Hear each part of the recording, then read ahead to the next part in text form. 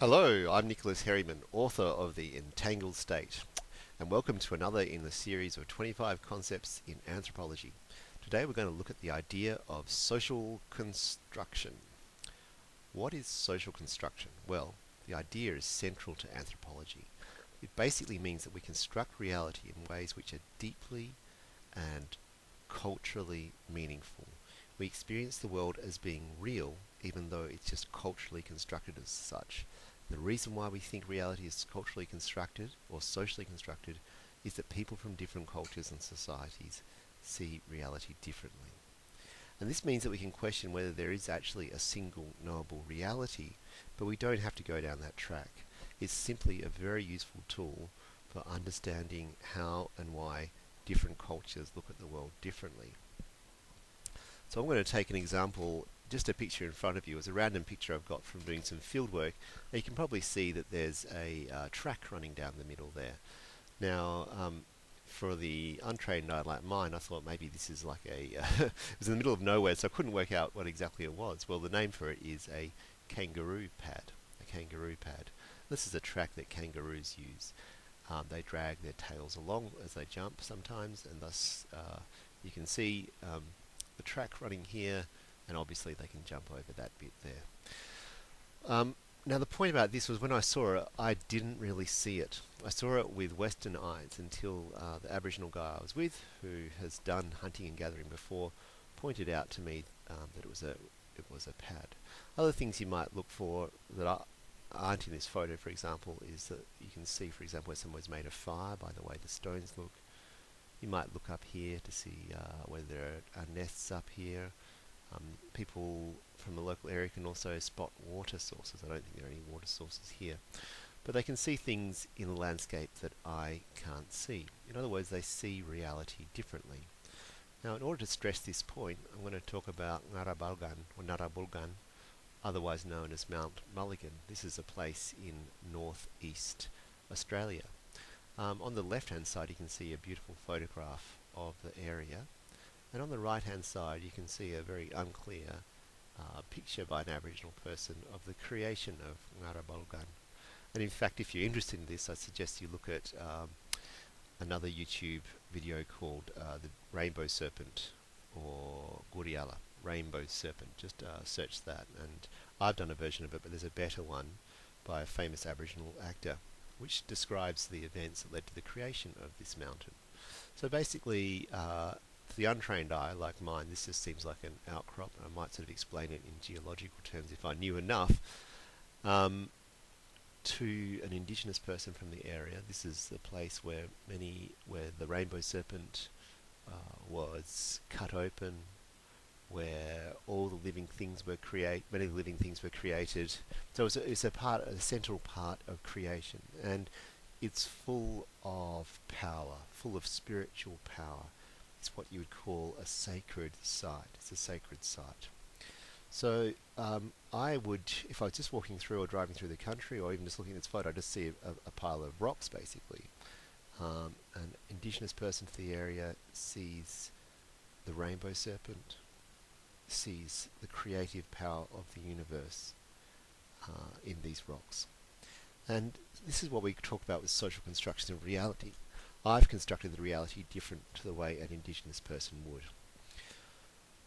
Alright, to take another example, I would like to talk about mother. Most of us define ourselves in relation to what it is to be a mother.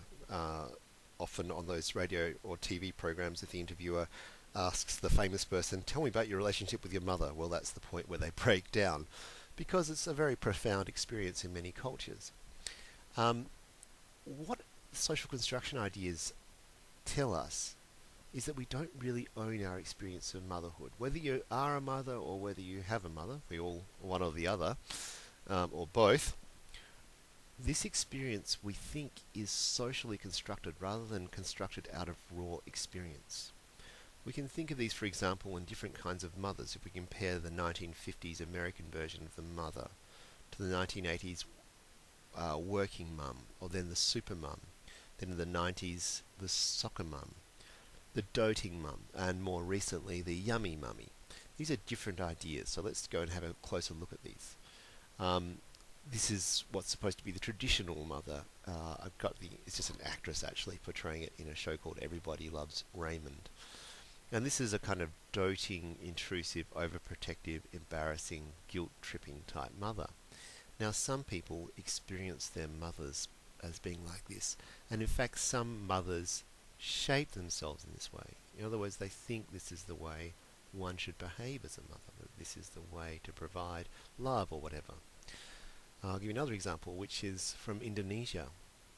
Here, the mother is like the eternal essence of nurturing and nourishment. She is responsible for the well-being of her children and, in fact, the country. It all boils down to the mothers, according to this way of looking at mother. And that's how an Indonesian woman might experience her motherhood, being a mother, in these terms. In other words, it's not just the same thing of having children, rearing children, is experienced differently according to the social constructions.